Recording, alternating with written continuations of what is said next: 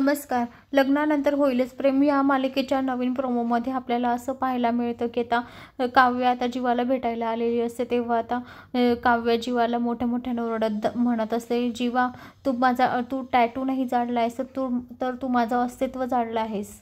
म्हणून लग्न झाल्यावर सुद्धा मी तुझ्याशी लग्न करण्याचा प्रयत्न करणारी काव्य आजपासून संपली. तुझ्यापासूनचे सगळे संबंध मी आज तोडले. तू माझा नाही तर फक्त ताईचा आहेस, ताईचा. तू नंदिनी ताईचा आहेस. प्रेम कसं असतं आणि कसं नाही हे तू मला शिकवलं. किती घाबरवून टाकलं होतंस तू मला माहिती आहे का?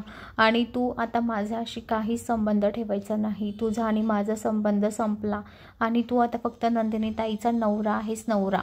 समजलं? आणि या शिकवणीबद्दल थँक्यू.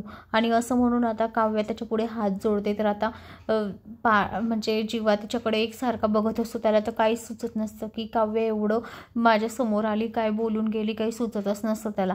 तर मंडळी, आता काव्याने तर जीवासोबत संबंध तोडले आहे.